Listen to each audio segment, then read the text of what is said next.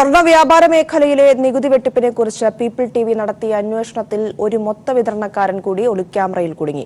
തൃശൂരിലെ Irene gold എന്ന ജുവലറിയിലെ നികുതി വെട്ടിപ്പ് ദൃശ്യങ്ങൾ സഹിതം ഞങ്ങൾ പുറത്തുവിടുകയാണ്. മൊത്തമായും ചില്ലറയായും സ്വർണ്ണ വിൽപ്പന നടത്തുന്ന ഈ സ്ഥാപനത്തിൽ നിന്നും ബില്ലില്ലാതെ യഥേഷ്ടം സ്വർണം ലഭിക്കും. മറ്റൊരു ജുവലറിയിലെ നികുതി വെട്ടിപ്പിന്റെ വിവരങ്ങൾ കൂടി ഞങ്ങൾ പുറത്തു കൊണ്ടുവരികയാണ്. ചില്ലറ വിൽപ്പനയും മൊത്ത വിൽപ്പനയും നടത്തുന്ന തൃശൂരിലെ ഐറിൻ ജുവലറിയിലാണ് ഇക്കുറി ഞങ്ങളുടെ ഒളിക്യാമറ ഓപ്പറേഷൻ. മൊത്ത വിതരണക്കാരാണെങ്കിലും ചില്ലറ വിൽപ്പനയും സമാന്തരമായി നടക്കുന്ന സ്ഥാപനമാണ് തൃശൂർ നഗരമധ്യത്തിലെ ഐറിൻ ജുവലറി. ഒരേ കെട്ടിടത്തിൽ ഹോൾസെയിൽ വിഭാഗവും റീറ്റെയിൽ വിഭാഗവും രണ്ട് ഭാഗത്തായി പ്രവർത്തിക്കുന്നു. ആദ്യം ഞങ്ങൾ ചെന്നത് ഹോൾസെയിൽ വിഭാഗത്തിൽ. വലിയ അളവിൽ സ്വർണ്ണാഭരണങ്ങൾ ഇവിടെ വിൽപ്പനയ്ക്ക് വെച്ചിട്ടുണ്ട്.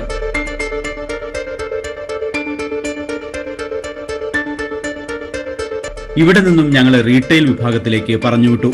ഒരു നെക്ലേസും ഒരു വളയും ഉൾപ്പെടെ 52 ഗ്രാം സ്വർണ്ണാഭരണങ്ങൾ വാങ്ങി. പണിക്കൂലി ഉൾപ്പെടെ 1,67,199 രൂപ.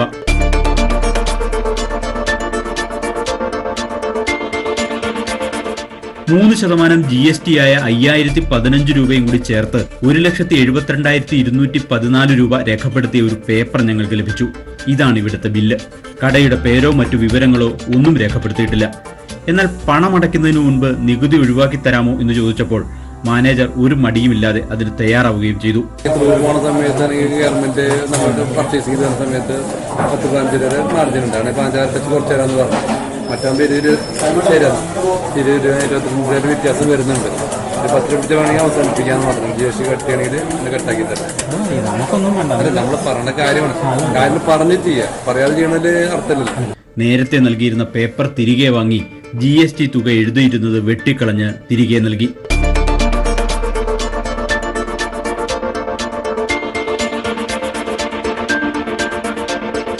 നികുതിയും കണക്കുമില്ലാതെയാണ് കച്ചവടമെന്നത് ഒരു വിഷയം. എന്നാൽ GST നൽകാൻ തയ്യാറായവരിൽ നിന്നും ഈടാക്കുന്ന നികുതി സർക്കാരിലേക്ക് എത്തുന്നുണ്ടോ എന്നാണ് ഇനി അറിയേണ്ടത്. ഈ പേപ്പറാണ് രേഖയെങ്കിൽ നികുതി എത്തേണ്ടിടത്ത് എത്തില്ല എന്നുറപ്പ്. ഇനി യഥാർത്ഥ ബില്ല് നൽകിയാലും അത് അക്കൗണ്ട് ചെയ്യപ്പെടുന്നുണ്ടോ എന്നറിയാനും സംവിധാനമില്ല. GST നിയമത്തിലെ പഴുതുകളാണ് അതിന് കാരണം.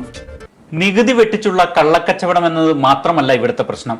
പിരിക്കുന്ന നികുതി യഥാർത്ഥത്തിൽ സർക്കാരിലേക്ക് എത്തുന്നുണ്ടോ എന്നതും വിഷയമാണ്.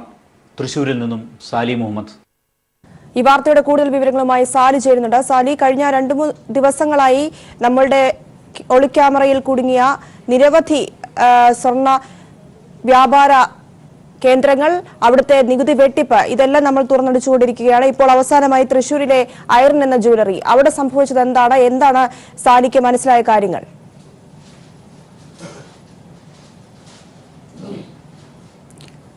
പ്രിയ, ഐറിൻ എന്ന് പറയുന്നത് കേരളത്തിലെ തന്നെ ഏറ്റവും പ്രമുഖമായ ഒരു ഹോൾസെയിൽ വ്യാപാരിയാണ്. സംസ്ഥാനത്തെ വിവിധ ജുവലറികൾക്ക് മൊത്തമായും ചില്ലറയായും സ്വർണ്ണാഭരണങ്ങൾ വിൽക്കുന്ന വലിയ ഒരു സ്ഥാപനമാണിത്. അവിടെയാണ് നമ്മൾ ഇക്കുറി ഇത്തരത്തിൽ ഒരു ഓപ്പറേഷൻ നടത്തിയത്. കഴിഞ്ഞ ദിവസങ്ങളിൽ ചില ചെറുകിട സ്ഥാപനങ്ങളിലും ഇന്നലെ മറ്റൊരു ഹോൾസെയിൽ സ്ഥാപനത്തിലും നടത്തി. അവിടങ്ങളിലൊക്കെയും ബില്ലില്ലാതെ GST ഇല്ലാതെ സ്വർണം വാങ്ങാൻ കഴിഞ്ഞു. അത്തരത്തിലൊരു വിൽപ്പനയാണ്, യഥാർത്ഥത്തിലൊരു ബില്ലില്ലാത്ത ഒരു വിൽപ്പനയാണ് ഇത്തരം കേന്ദ്രങ്ങളിലൊക്കെ നടക്കുന്നത് എന്ന് നമുക്ക് ബോധ്യപ്പെടുകയും ചെയ്തു. ഇന്ന് നമ്മൾ ഇപ്പോൾ ചെന്ന ഐറിൻ ഗോൾഡിന്റെ ഒരു പൊതുസ്ഥിതി എന്ന് പറഞ്ഞാൽ, ഞാൻ നേരത്തെ സൂചിപ്പിച്ചതുപോലെ സംസ്ഥാനത്ത് തന്നെ ഏറ്റവും പ്രമുഖമായ ഒരു മൊത്ത വിതരണക്കാരാണ് ഇവർ. ഒരു നഗരമധ്യത്തിൽ തന്നെ ഒരു കെട്ടിടം, അവിടെ 2 ഭാഗങ്ങളിലായി ഹോൾസെയിൽ വിഭാഗവും റീറ്റെയിൽ വിഭാഗവും പ്രവർത്തിക്കുന്നു. ഈ റീറ്റെയിൽ വിഭാഗം നമ്മൾ തിരിച്ചറിഞ്ഞിരുന്നു, എങ്കിലും നമ്മൾ ഹോൾസെയിൽ വിഭാഗത്തിലേക്ക് ആദ്യം ചെന്നു, ഇതിനകത്തെ ദൃശ്യങ്ങൾ എടുക്കുക എന്ന ഉദ്ദേശത്തോടു കൂടി തന്നെ. അപ്പോൾ അവിടെ ചെന്നപ്പോൾ പറഞ്ഞു, ഇത് ഇവിടെയല്ല, ഇത് കടക്കാർക്കുള്ള വിഭാഗമാണ്, നിങ്ങൾ തൊട്ടടുത്തുള്ള മറ്റ് ഡോറിലൂടെ ചെന്നാൽ റീറ്റെയിൽ വിഭാഗത്തിൽ ചെല്ലാം എന്ന് പറഞ്ഞ് നമ്മൾ റീറ്റെയിൽ വിഭാഗത്തിൽ ചെന്നു. ഒരു നെക്ലേസും ഒരു വളയും വാങ്ങി. 52.45 ഗ്രാം സ്വർണമാണ് നമ്മൾ ഇത് രണ്ടും ചേർത്ത് വാങ്ങിയത്. 1,67,199 രൂപ പണിക്കൂലിയും ചേർത്ത് വരും ഇതിന്റെ തുക. ഒപ്പം തന്നെ ഒരു വെള്ള പേപ്പറിൽ അവർ എഴുതി തന്നു 1,67,199 പ്ലസ് 3% GST 5,015. അത്തരത്തിൽ ഒരു ബില്ല് മാതിരി ഒരു പേപ്പർ നമുക്ക് തന്നു. ഇത് ലഭിച്ചു കഴിഞ്ഞപ്പോൾ നമ്മൾ ക്യാഷ് അടയ്ക്കുന്ന അടുത്തേക്ക് ചെല്ലുന്നതിന് മുമ്പ് മാനേജറെ കണ്ട് ചോദിച്ചു, ഈ നികുതി ഒന്ന് ഒഴിവാക്കി തരുമോ എന്ന് ചോദിച്ചപ്പോൾ, അത് നേരത്തെ പറയേണ്ടതല്ലേ, പറയാതെ ചെയ്യേണ്ട കാര്യമില്ലല്ലോ എന്നോർത്താണ് ഞങ്ങൾ ചെയ്യാതിരുന്നത്. അതാണ് നമ്മൾ ആ ബൈറ്റിൽ കേൾപ്പിക്കുന്നത്. അയാൾ പറയുന്നുണ്ട്, പറഞ്ഞിട്ട് ചെയ്താൽ മതിയല്ലോ എന്നോർത്ത് ഒഴിവാക്കാതിരുന്നതാണ് എന്ന് പറഞ്ഞ് ആ പേപ്പർ തിരികെ വാങ്ങി. ആ 5,015 GST എഴുതിയിരുന്നത് പേന കൊണ്ട് വെട്ടിമാറ്റി ആ പേപ്പർ തന്നെ നമുക്ക് നൽകുകയാണ് ഉണ്ടായത്. ബാക്കി അപ്പോൾ നികുതി ഒഴിവാക്കിയുള്ള തുക നമ്മൾ കൗണ്ടറിൽ അടയ്ക്കുകയും സ്വർണ്ണാഭരണങ്ങൾ വാങ്ങുകയും ചെയ്തു. ഇക്കാര്യത്തിൽ രണ്ട് വിഷയമുണ്ട്. ഒന്ന്, നികുതി ഇല്ലാത്ത കച്ചവടം ഇവിടെ നടക്കുന്നു എന്നുള്ള ഒരു വിഷയം. സംസ്ഥാന കേന്ദ്ര സർക്കാരുകൾക്ക് ലഭിക്കേണ്ട GST നികുതി, ചരക്ക് സേവന നികുതി ഇവർ കളക്ട് ചെയ്യുന്നുമില്ല, സർക്കാരിലേക്ക് അടയ്ക്കുന്നുമില്ല. അത് ചില്ലറ വിൽപ്പന മേഖലയിലായാലും ഹോൾസെയിൽ വിഭാഗത്തിലാണെങ്കിലും ഇത് തന്നെയാണ് സ്ഥിതി. മറ്റൊന്ന്, ഇവർ നമ്മളിൽ നിന്ന് GST കളക്ട് ചെയ്യാൻ ശ്രമിച്ചു തുടക്കത്തിൽ. അത് 5015 രൂപ ഉൾപ്പെടെ ഉള്ള ആ ഒരു പേപ്പറിൽ എഴുതി നൽകിയിട്ട് ആ പണം അടയ്ക്കാനാണ് നമ്മളോട് ആവശ്യപ്പെട്ടത്. അതിനർത്ഥം ഈ പേപ്പറിൽ എഴുതി തന്ന തുക നമ്മൾ നികുതിയായി അടയ്ക്കേണ്ടി വരുന്നു എന്നുള്ളതാണ്. അത് എവിടെയെങ്കിലും അക്കൗണ്ട് ചെയ്യപ്പെടുന്നുണ്ടോ എന്ന് ചോദിച്ചാൽ അത് പരിശോധനയ്ക്ക് വിധേയമാക്കേണ്ട ഒരു കാര്യമാണ്. അത് അവരുടെ GST പ്രതിമാസ റിട്ടേണുകളിൽ നിന്ന് സൂക്ഷ്മ പരിശോധന നടത്തിയാൽ മാത്രമേ ഈ തുക അതിൽ ഉൾപ്പെടുത്തിയിട്ടുണ്ടോ എന്ന് അറിയാൻ കഴിയൂ. പക്ഷെ ഒരു കാര്യം വ്യക്തമാണ്, ഒരു നിഗൂഢതയുണ്ട് ഇക്കാര്യത്തിൽ. ഒന്ന്, നികുതി അടയ്ക്കുന്നില്ല എന്നുള്ളത് പ്രധാനപ്പെട്ട വിഷയം തന്നെയാണ്. സംസ്ഥാന സർക്കാരിന്റെ ഖജനാവിലേക്ക് എത്തേണ്ട നികുതി പണം ഇത്തരത്തിൽ ചോർന്നു പോകുന്നു. കേവലം മത്സരാധിഷ്ഠിതമായ ഒരു വിപണിയിൽ പിടിച്ചു നിൽക്കുന്നതിന് വേണ്ടി അല്ലെങ്കിൽ മത്സരം നടത്തുന്നതിന് വേണ്ടി കൂടുതൽ കച്ചവടം നേടുന്നതിന് വേണ്ടി ഉപഭോക്താക്കളിൽ നിന്ന് നികുതി ഈടാക്കാതെ സ്വർണം നൽകി അത്തരത്തിലൊരു കച്ചവടം നടക്കുന്നു. അത് സംസ്ഥാനത്തിന് ലഭിക്കേണ്ട നികുതി ചോരുന്ന വഴിയായി മാറുന്നു. മറ്റൊന്ന്, ഞാൻ നേരത്തെ സൂചിപ്പിച്ചതുപോലെ ഏതെങ്കിലും ഒരു ഉപഭോക്താവ് ഇതിന് നികുതി അടയ്ക്കാൻ തയ്യാറായാൽ ആ നികുതി ഇത്തരത്തിൽ വെള്ളപ്പേപ്പറിൽ എഴുതി വാങ്ങിയാൽ ഏത് കണക്ക് വെച്ച് എവിടെ അടയ്ക്കും, എങ്ങനെ അടയ്ക്കും എന്നൊരു പ്രശ്നമുണ്ട്. അപ്പൊ ചുരുക്കത്തിൽ ഞാൻ നേരത്തെ പറഞ്ഞതുപോലെ രണ്ട് വിഷയങ്ങളും ഇതിൽ പ്രധാനപ്പെട്ടതാണ്. കഴിഞ്ഞ ദിവസങ്ങളിലൊക്കെ ചില ആളുകൾ പ്രിന്റഡ് എസ്റ്റിമേറ്റിൽ എന്ന രീതിയിൽ ബില്ല് പോലുള്ള ചില പേപ്പറുകൾ തന്നെങ്കിൽ ഇവിടെ നൽകിയത് അതിനൊരു കോപ്പി പോലും ഇല്ലാത്ത ഒരു വെള്ളപ്പേപ്പറിൽ ഈ തുക എഴുതി അടിയിൽ ഒരു ഒപ്പിട്ട് സീലും വെച്ച് നൽകുകയാണ് ഉണ്ടായത്. ചുരുക്കത്തിൽ ഇതിലൊക്കെ ഒരു ദുരൂഹതയുണ്ട്. പ്രധാനപ്പെട്ട പ്രശ്നം നികുതി വെട്ടിപ്പ് തന്നെയാണ്. പക്ഷേ അതിലും പ്രധാനപ്പെട്ട വിഷയമായി ഇതിൽ വരുന്നത് കളക്ട് ചെയ്യപ്പെടുന്ന നികുതി സർക്കാരിലേക്ക് യഥാക്രമം എത്തുന്നുണ്ടോ എന്ന് അന്വേഷിക്കേണ്ടതുണ്ട് എന്നുള്ളതാണ്. അത് നമ്മൾ ഈ ചരക്ക് സേവന നികുതി GST വിഭാഗത്തിലെ ചില ഉദ്യോഗസ്ഥരുമൊക്കെയായി സംസാരിച്ചപ്പോൾ അത്തരത്തിൽ വെട്ടിപ്പ് സ്വർണ്ണ മേഖലയിൽ വ്യാപകമായി നടക്കുന്നുണ്ട് എന്ന് തന്നെയാണ് അവർ പറയുന്നത്. അവർക്ക് ഇത്തരം സ്ഥാപനങ്ങൾ നേരിട്ട് പരിശോധന നടത്തി അത് പിടിച്ചെടുക്കാൻ കഴിയാത്തൊരു സാഹചര്യമുണ്ട്. മാത്രമല്ല, മന്ത്ലി റിട്ടേണുകൾ സമർപ്പിക്കുമ്പോൾ GST എൻട്രി സിംഗിൾ എൻട്രി ആയി ബില്ലുകൾ സിംഗിൾ എൻട്രി ആയി GST റിട്ടേണുകളിൽ എഴുതേണ്ടതില്ല എന്നൊരു പോരായ്മ നിയമത്തിനുണ്ട് എന്നാണ് ചില ഉദ്യോഗസ്ഥർ പറഞ്ഞത്. അതടക്കമുള്ള വിഷയങ്ങൾ പരിഹരിച്ചാൽ മാത്രമേ നികുതി ചോർച്ചയും ഒപ്പം തന്നെ കളക്ട് ചെയ്യുന്ന നികുതി സർക്കാരിലേക്ക് എത്താത്ത അവസ്ഥയ്ക്കും പരിഹാരമുണ്ടാക്കാൻ കഴിയൂ. സാരി, അത് തന്നെയാണ് ഇവിടെ വളരെ അത്ഭുതപ്പെടുത്തുന്ന ഒരു കാര്യം. സാരിക്ക് തന്ന ആ ഒരു പേപ്പർ വെറും ഒരു കടലാസ് പേപ്പറിലാണ് ഇത്രയും വിലയുള്ള സ്വർണം മേടിച്ചിട്ട് ബില്ല് എഴുതി അവർ തരുന്നത്. GST വെട്ടിക്കുറിച്ചിട്ട് ആ ബില്ല് എഴുതുന്നത് നമുക്ക് കാണാൻ കഴിയുന്നുണ്ട്. സാലി മുമ്പ് സൂചിപ്പിച്ച പോലെ തന്നെ കഴിഞ്ഞ ദിവസങ്ങളിൽ തന്ന ചില കടകളിൽ പ്രിന്റഡ് ബില്ല് തന്നിട്ടുണ്ട്. ഇത്തരത്തിൽ ഈ പേപ്പറിൽ ബില്ല് എഴുതി തന്നപ്പോൾ അതിനെക്കുറിച്ച് ആരാഞ്ഞില്ലേ അവരോട്?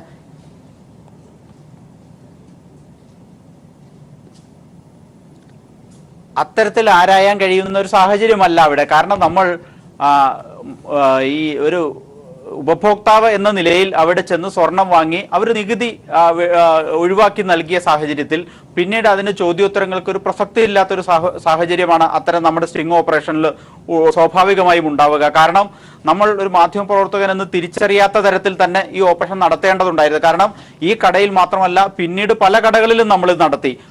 ഒരു മാസത്തോളം നീണ്ടുന്ന ഒരു ഓപ്പറേഷൻ എന്ന നിലയ്ക്ക് അത് നമ്മുടെ ഐഡന്റിറ്റി അവിടെ വെളിപ്പെടുന്ന സാഹചര്യം ഉണ്ടായാൽ അത് മറ്റു കടകളിലെ ഇത്തരം ഒളിക്യാമറ ഓപ്പറേഷനുകളെ ബാധിക്കുമെന്നതുകൊണ്ട് നമ്മൾ യാതൊരു ചോദ്യോത്തരത്തിനും ആ ഘട്ടത്തിൽ മുതിർന്നില്ല. പക്ഷെ നമ്മൾ ഈ പേപ്പറുമായി GSTയിലെ ചില ഉദ്യോഗസ്ഥരെ സമീപിച്ചപ്പോൾ പറഞ്ഞത് ഇതിൽ GST കളക്ട് ചെയ്തിട്ടില്ല എങ്കിലും ഈ പേപ്പർ വെച്ച് ഇവർക്ക് കളക്ട് ചെയ്യാൻ പറ്റും. കാരണം ഈ പേപ്പർ കൊണ്ട് കൗണ്ടറിൽ പണം അടച്ചാൽ GST ഉൾപ്പെടെയുള്ള പണമാണ് നമ്മൾ നൽകുന്നതെങ്കിൽ അത് അവർക്ക് പണം വാങ്ങി മേശയിലിടാം. പക്ഷെ ആ GST കളക്ട് ചെയ്ത തുക സർക്കാരിലേക്ക് അടയ്ക്കപ്പെടുന്നുണ്ടോ എന്നുള്ളത് ചെക്ക് ചെയ്യാൻ ഒരു മാർഗവുമില്ല. കാരണം ഇതിന് കോപ്പിയില്ല, ഇത് പ്രിന്റഡ് ബില്ലല്ല, ഇത് അക്കൗണ്ടഡ് അല്ല എന്നൊരു പ്രശ്നമുണ്ട്. അതൊരു നിയമപ്രശ്നം തന്നെയാണ്. അത് സർക്കാരും GST വിഭാഗവും ഒക്കെ പരിശോധിക്കേണ്ട ഒരു ക്രോസ് ചെക്ക് ചെയ്യേണ്ട ഒരു കാര്യമാണ്. ഇത്തരത്തിൽ കളക്ട് ചെയ്യുന്ന നികുതി യഥാർത്ഥത്തിൽ സർക്കാരിലേക്ക് എത്തുന്നുണ്ടോ എന്നുള്ളത്. ഏതായാലും ഈ കച്ചവടത്തിൽ രണ്ട് പ്രശ്നം ഞാൻ നേരത്തെ സൂചിപ്പിച്ചതുപോലെ തന്നെ ഉണ്ട്. ഒന്ന്, പ്രധാനപ്പെട്ട കാര്യം കള്ളക്കച്ചവടമാണ് നടന്നത്. നികുതിയില്ല, സർക്കാരിന് കണക്കില്ല, നികുതി വെട്ടിപ്പ് തന്നെയാണ് യഥാർത്ഥത്തിൽ നടന്നിരിക്കുന്നത്. മറ്റൊരു സാധ്യതയാണ് ഞാൻ രണ്ടാമത്തെ കേസായി ചൂണ്ടിക്കാട്ടിയത്. ഇത്തരം ഒരു പേപ്പർ നൽകി നികുതി കളക്ട് ചെയ്യുമ്പോൾ അത് എവിടെയെങ്കിലും അക്കൗണ്ട് ചെയ്യപ്പെടുന്നുണ്ടോ എന്ന് പരിശോധന നടത്താൻ ഒരു സംവിധാനമില്ല. അല്ലെങ്കിൽ അങ്ങനെ അക്കൗണ്ട് ചെയ്യപ്പെടാതിരിക്കാനുള്ള ഒരു കുറുക്കുവഴിയായി ഇത്തരം പേപ്പറുകൾ മാറുന്നു എന്നുള്ളതാണ് പ്രശ്നം. തീർച്ചയായും അത് തന്നെയാണ്. സർക്കാരിനെയും ജനങ്ങളെയും കബളിപ്പിച്ചുകൊണ്ട് കോടികളാണ് ഇത്തരത്തിലുള്ള സ്വർണ്ണ വ്യാപാര കേന്ദ്രങ്ങളും വ്യാപാരികളും നേടിക്കൊണ്ടിരിക്കുന്നത് എന്നല്ലേ വ്യക്തമായിക്കൊണ്ടിരിക്കുന്നത് ഓരോ ദിവസവും.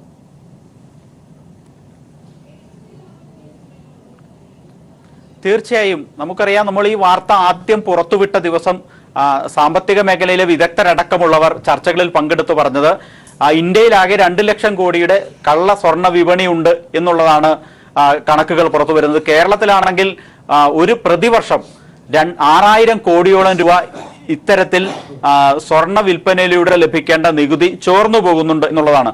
അതിന് പ്രധാനപ്പെട്ട കാരണം സ്വർണം വിൽക്കുക എന്ന ലക്ഷ്യത്തോടുകൂടി ജ്വല്ലറി ഉടമകൾ ഇത്തരത്തിൽ നികുതി കളക്ട് ചെയ്യാതെ സ്വർണം വിൽക്കുന്നു എന്നുള്ളതാണ് ഒരു പ്രധാനപ്പെട്ട കാര്യം. ആ പ്രശ്നത്തിൽ ഒരു പരിഹാരം കാണാതെ ഈ നികുതി ചോർച്ചയ്ക്ക് പരിഹാരമുണ്ടാവില്ല. അക്കാര്യത്തിൽ സർക്കാരും GST വിഭാഗവുമാണ് പരിശോധിക്കേണ്ടത്.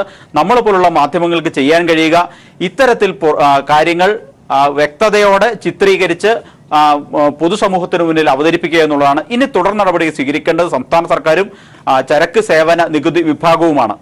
ഇപ്പോൾ സാലി ഇന്ന് നമുക്ക് പുറത്തു കൊണ്ടുവന്നിരിക്കുന്നത് ഐറൻ ഗോൾഡ് എന്ന ജ്വല്ലറിയിലെ നികുതി തട്ടിപ്പാണ്. ഈ ഒരു സ്ഥാപനത്തിന്റെ കാര്യമെടുത്താൽ ഇവിടെ ധാരാളം ഉപഭോക്താക്കൾ എത്തുന്നുണ്ട്. എന്നും വിൽക്കാനും വാങ്ങാനും സ്വർണം വിൽക്കാനും വാങ്ങാനും അവിടെ ജനങ്ങൾ എത്തുന്നുണ്ട് എന്നാണ് മനസ്സിലാക്കുന്നത്. ഈ ഒരു തുടർച്ച GSTയിൽ ഉള്ള ഒരു കബളിപ്പിന് ജനങ്ങളെ പറ്റിക്കുന്ന ഈ ഒരു സ്ഥിതി ഇത് കുറച്ച് നാളുകളായി അവിടെ തുടരുന്ന ഒരു സ്ഥിതിയാണോ ഉള്ളത്?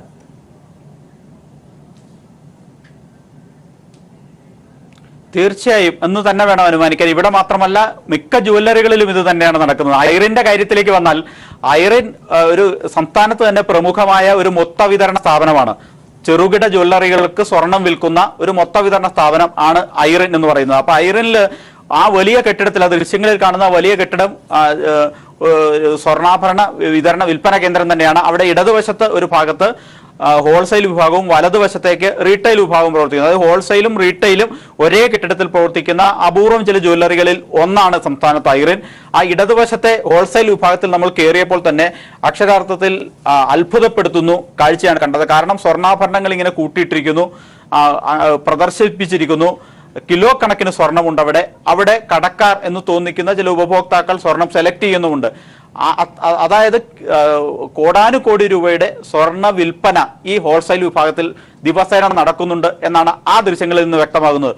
തൊട്ടടുത്ത് അപ്പോൾ ഞങ്ങൾ ആവശ്യപ്പെട്ടു സ്വർണം വിവാഹ ആവശ്യത്തിനാണെന്ന് പറഞ്ഞപ്പോൾ റീറ്റെയിൽ തൊട്ടടുത്ത മുറിയിലാണ് എന്ന് പറഞ്ഞ് തൊട്ടടുത്ത മുറിയിലേക്ക് ഞങ്ങൾ പറഞ്ഞു വിട്ടു.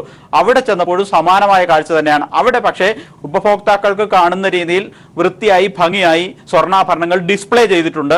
മാത്രമല്ല വലിയ ഒരു മുറിയിൽ നിറയെ ഉപഭോക്താക്കളുണ്ട്. അത് വിവാഹ ആവശ്യത്തിന് സ്വർണം വാങ്ങാൻ വന്നവരും മറ്റു ചെറിയ ആവശ്യങ്ങൾക്ക് സ്വർണ്ണാഭരണങ്ങൾ വാങ്ങാൻ വന്നവരും അടക്കം വലിയൊരു ജനക്കൂട്ടം തന്നെ ആ കടയ്ക്കുള്ളിലുണ്ട്. അപ്പൊ ചുരുക്കത്തിൽ കോടാനുകോടി രൂപയുടെ ബിസിനസ് നടക്കുന്ന ഒരു സ്ഥാപനമാണ് ഐറിൻ ഗോൾഡ് എന്ന കാര്യത്തിൽ തർക്കമില്ല. ഏതായാലും ഇവരുടെയൊക്കെ വാർഷിക അല്ലെങ്കിൽ മന്ത്ലി GST റിട്ടേണുകൾ പരിശോധിച്ചാൽ എത്ര രൂപയുടെ സ്വർണം അല്ലെങ്കിൽ എത്ര തൂക്കത്തിൽ എത്ര ലക്ഷം രൂപയുടെ സ്വർണം വിറ്റിട്ടുണ്ടെന്ന് പരിശോധിക്കേണ്ടി വരും.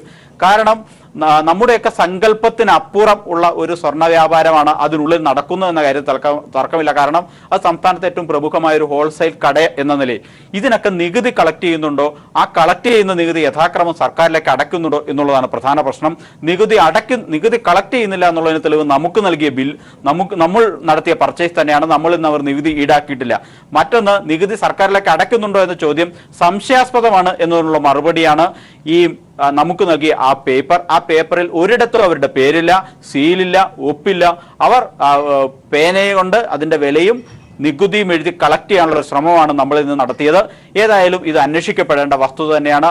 ഐറിൻ ഗോൾഡുമായി ചുറ്റിപ്പറ്റി നടക്കുന്ന ഈ ദുരൂഹത അന്വേഷിക്കേണ്ടതും അവസാനിപ്പിക്കേണ്ടതുമാണ് എന്നുള്ളതാണ് ഈ വാർത്ത കൊണ്ട് നമ്മൾ ഉദ്ദേശിക്കുന്നത്. വ്യക്തമാണ്. സ്വർണ്ണ വ്യാപാര മേഖലയിലെ നികുതി വെട്ടിപ്പിനെ കുറിച്ച് പീപ്പിൾ TV നടത്തിയ അന്വേഷണത്തിൽ ഒരു മൊത്തം വിതരണക്കാരൻ കൂടി ഒളിക്യാമറയിൽ കുടുങ്ങിയിരിക്കുകയാണ്. തൃശൂരിലെ ഐറിൻ ഗോൾഡ് എന്ന ജ്വല്ലറിയിലെ നികുതി വെട്ടിപ്പ് ദൃശ്യങ്ങൾ സഹിതം ഞങ്ങൾ പുറത്തുവിട്ടിരിക്കുകയാണ്. മൊത്തമായും ചില്ലറയായും സ്വർണ്ണ വിൽപ്പന നടത്തുന്ന ഈ സ്ഥാപനത്തിൽ നിന്നും ബില്ലില്ലാതെ യഥേഷ്ടം സ്വർണം ലഭിക്കുമെന്ന സ്ഥിതിയാണ് ഉള്ളത്.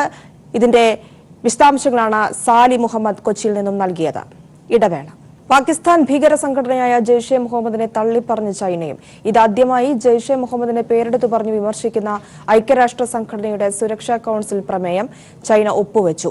പാകിസ്ഥാൻ കേന്ദ്രീകരിച്ച് പ്രവർത്തിക്കുന്ന ജെയ്ഷെ മുഹമ്മദ് നടത്തിയ പുൽവാമ സ്ഫോടനത്തെ അപലപിക്കുന്നു എന്ന പ്രമേയത്തിലാണ് ചൈന ഒപ്പുവച്ചത്. വിവരങ്ങളുമായി സന്തോഷ് സർലിംഗ് ചേരുകയാണ്. സന്തോഷ്, പ്രമേയത്തിൽ അങ്ങനെ ചൈനയും ഒപ്പുവച്ചിരിക്കുന്നു. ഐക്യരാഷ്ട്രസഭ ഒന്നടങ്കം ഈ ഒരു സംഭവത്തിൽ പ്രതിഷേധം രേഖപ്പെടുത്തിയിരിക്കുകയാണ്. ഈ ഒരു പ്രമേയത്തിലൂടെ എന്താണ് ആ പ്രമേയത്തിൽ പറഞ്ഞിരിക്കുന്നത്? ഇതിന്റെ കൂടുതൽ വിവരങ്ങൾ എന്താണ്? ഈ ഫ്രാൻസ് ആണ് ഐക്യരാഷ്ട്രസഭയുടെ സുരക്ഷാ കൌൺസിലിൽ ഇത്തരമൊരു പ്രമേയം ആദ്യം കൊണ്ടുവന്നത്. ബ്രിട്ടനും അമേരിക്കയും ഇത് പിന്താങ്ങുകയും ചെയ്തു. പ്രമേയത്തിൽ പ്രധാനമായും ആവശ്യപ്പെടുന്നത് പുൽവാമ സ്ഫോടനത്തെ അപലപിക്കുന്നു. ഇതിന് പിന്നിൽ പ്രവർത്തിച്ച പാകിസ്ഥാൻ കേന്ദ്രീകരിച്ചുള്ള ജെയ്ഷെ മുഹമ്മദിന്റെ പ്രവർത്തനങ്ങളെയും അപലപിക്കുന്നു എന്ന് കൃത്യമായി പറയുന്നു. തീവ്രവാദ പ്രവർത്തനങ്ങളെ നേരിടാൻ ഇന്ത്യയെ എല്ലാ രാജ്യങ്ങളും സഹായിക്കണം.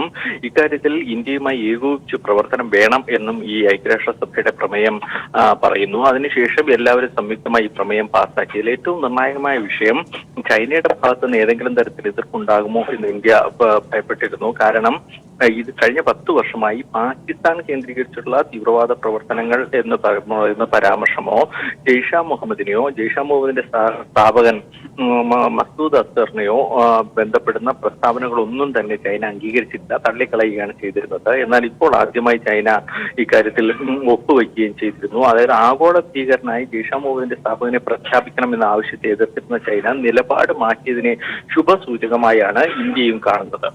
ശരി, വിവരങ്ങളാണ് സന്തോഷ് സർലിംഗ് നൽകിയത്. മഹാരാഷ്ട്ര സർക്കാരിന്റെ കർഷക വിരുദ്ധ നയങ്ങൾക്കെതിരെ കിസാൻ സഭ ആരംഭിച്ച ലോങ് മാർച്ച് വിജയം. ആവശ്യങ്ങൾ അംഗീകരിക്കാമെന്ന് മഹാരാഷ്ട്ര സർക്കാർ എഴുതി നൽകിയതോടെ കർഷകർ ലോങ് മാർച്ച് അവസാനിപ്പിച്ചു. മന്ത്രി ഗിരീഷ് മഹാജന്റെ നേതൃത്വത്തിൽ നടത്തിയ ചർച്ചയിലാണ് സർക്കാർ ആവശ്യങ്ങൾ അംഗീകരിക്കാമെന്ന് ഉറപ്പ് നൽകിയത്. ആദ്യ ലോങ് മാർച്ച് കഴിഞ്ഞ് 1 വർഷത്തോളമായിട്ടും ഉറപ്പുകൾ നടപ്പാക്കാൻ മഹാരാഷ്ട്രയിലെ BJP സർക്കാർ തയ്യാറാകാത്തതോടെയാണ് കർഷകർ വീണ്ടും മാർച്ച് ആരംഭിച്ചത്. 27-ന് മഹാരാഷ്ട്ര നിയമസഭ വളയാനായിരുന്നു കർഷകരുടെ തീരുമാനം.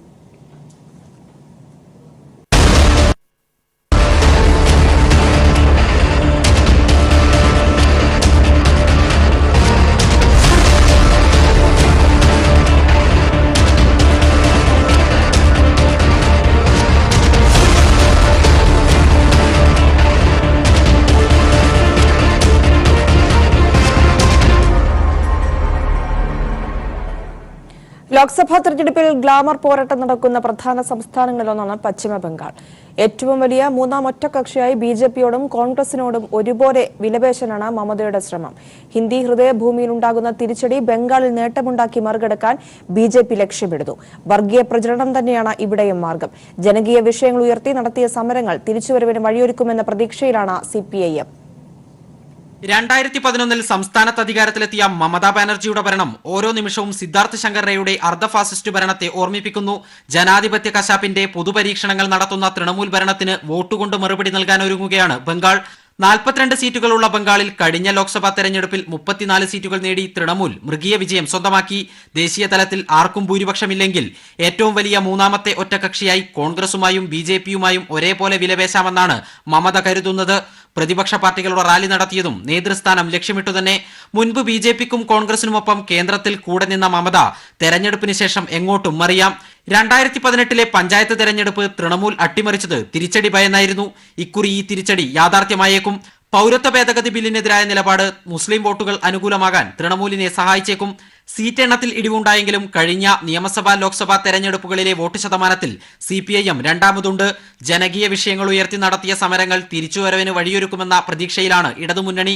ശാരദാ ചിട്ടിത്തട്ടിപ്പ് കേസ് വിഷയത്തിൽ BJPയെയും തൃണമൂലിനെയും തുറന്നുകാട്ടിയതും കേസ് നടത്തിയതും ഇടതുമുന്നണിക്ക് ഗുണമാകും. സംഘടനാ അടിത്തറയും വീണ്ടും കെട്ടിപ്പടുത്തു തുടങ്ങിയിരിക്കുന്നു. ഫെബ്രുവരി 3-ന് നടന്ന പീപ്പിൾസ് ബ്രിഗേഡ് ഇതിന്റെ സൂചനയാണ്. ഹിന്ദി ഹൃദയഭൂമിയിൽ ഉണ്ടാകാൻ പോകുന്ന തിരിച്ചടി ബംഗാളിൽ മുന്നേറ്റമുണ്ടാക്കി ഒരു പരിധിവരെയെങ്കിലും നികത്താമെന്നാണ് BJPയുടെ ചിന്ത. എന്നാൽ മോദി തരംഗമാഞ്ഞടിച്ച 2014 പോലും BJPക്ക് 16% വോട്ട് മാത്രമേ ലഭിച്ചുള്ളൂ. 22 സീറ്റാണ് ലക്ഷ്യം. BJP വളർച്ചയുണ്ടാക്കുകയാണെങ്കിൽ തൃണമൂൽ വോട്ടുകളിൽ വൻ ചോർച്ചയുണ്ടാകും. വർഗീയ പ്രചരണം വഴി ഹിന്ദു വോട്ടുകളെ ഏകീകരിക്കുന്ന തന്ത്രം BJP ബംഗാളിൽ സജീവമാക്കിയിട്ട് കുറച്ചുകാലമായി. 2017 ഏപ്രിലിലെ നവമി ആഘോഷത്തിലെ സംഘർഷം, രഥയാത്രാ രാഷ്ട്രീയം, മുസ്ലിങ്ങളെ ലക്ഷ്യമിട്ടുള്ള പൗരത്വ ഭേദഗതി ബിൽ ഇവയെല്ലാം വോട്ടിന് വേണ്ടിയുള്ള വർഗീയ തന്ത്രത്തിന്റെ ഭാഗം തന്നെ. തൃണമൂൽ കോൺഗ്രസുമായി സഖ്യമില്ലെന്ന് കോൺഗ്രസും അന്തിമ തീരുമാനത്തിൽ എത്തിയിട്ടുണ്ട്. ആര് വാഴും ആര് വീഴുമെന്ന കാര്യത്തിൽ പലരും പലപക്ഷം പിടിക്കുമെങ്കിലും ബംഗാളിൽ ഇത്തവണ പോരാട്ടം കനക്കുമെന്ന കാര്യത്തിൽ എല്ലാവർക്കും ഒറ്റപക്ഷമേ ഉള്ളൂ. Sharath K Sasi, news bureau, Delhi. കായിക വാർത്തകൾ. Happy Sports News brought to you by Happy. Happy keeps everybody happy.